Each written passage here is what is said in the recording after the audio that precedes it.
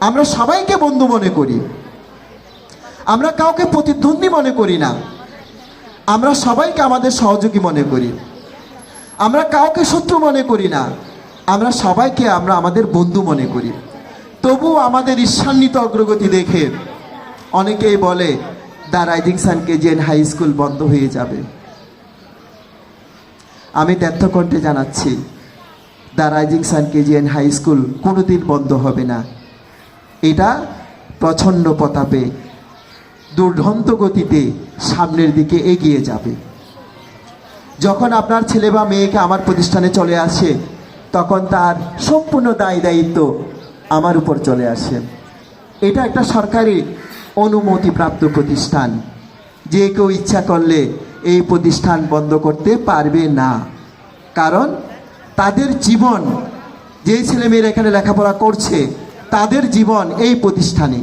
কোনো একদিন সার্টিফিকেটের যদি দরকার হয়, অষ্টম শ্রেণী পাশের সার্টিফিকেট, ষষ্ঠ শ্রেণী পাশের সার্টিফিকেট, এগুলো সরকার থেকে আসে এবং সেই সার্টিফিকেটগুলো আমাদের এখানে থাকে। যদি বন্ধ হয়ে যায় তাহলে আপনাদের ছেলে মেয়েদের সার্টিফিকেট কে দেবে? সেই জন্য সরকার কোনো অবস্থাতে এই প্রতিষ্ঠান বন্ধ করার পক্ষে থাকবে না। আর আমরাও এই প্রতিষ্ঠানটাকে সামনের দিকে এগিয়ে নিয়ে যেতে চাই।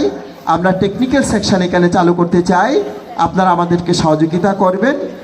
আমাদের যারা বন্ধুপ্রতিম বিভিন্ন ধরনের খারাপ মন্তব্য বাইরে ছড়াচ্ছে, আপনারা সেগুলো কানে নেবেন না। আমাদের হোয়াটসঅ্যাপ গ্রুপ আছে, আমাদের মোবাইল নাম্বারগুলো আছে, আপনারা যোগাযোগ করবেন, সবসময় একটা সম্পর্ক রাখবেন। আর বিশেষ করে যেহেতু বলেছি আপনার সন্তান আমার সন্তান, আমার প্রত্যেক শিক্ষক শিক্ষিকার সন্তান, আপনারা নিশ্চিন্তে আপনার ছেলে বা মেয়েকে the rising sun KGN high স্কুলে পাঠাবেন। আবারও বলছি, পাঠানোর দায়িত্ব আপনার। তাকে একজন বহু প্রতিভাধর মানুষ হিসাবে বের করার দায়িত্ব হচ্ছে আমাদের। তো আপনাদের সবাইকে আমি আবারও আমার হৃদয়ের গহীন থেকে অকৃত্রিম ভালোবাসা জানাই, শ্রদ্ধা জানাই। আমি বক্তব্যের শেষে শ্রদ্ধা ভরে স্মরণ করছি আমার পিতৃতুল্য জনাব আলহাজ আব্দুল জলিল কন্ডাক্টর মহোদয়কে। মহান আল্লাহর দরবারে ওনার রুহের মাগফিরাত কামনা করছি। জান্নাতের একটি টুকরায় যাতে তাকে অবস্থান দেয়, সেই জন্য আল্লাহর কাছে প্রার্থনা জানাই।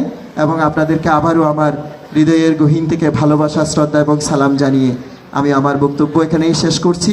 আমি কৃতজ্ঞতা চিত্তে স্মরণ করছি আমাদের সম্মানিত শিক্ষক শিক্ষিকাদের অবদান, যাদের কারণে আজকে আমাদের প্রতিষ্ঠানটা এই অবস্থানে আসতে পেরেছে।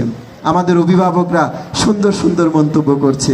2017 সালে এই কথাগুলো শোনার মানুষে এই প্রতিষ্ঠানটা নতুনভাবে আমরা শুরু করেছিলাম। সবাই ভালো থাকবেন, সুস্থ থাকবেন।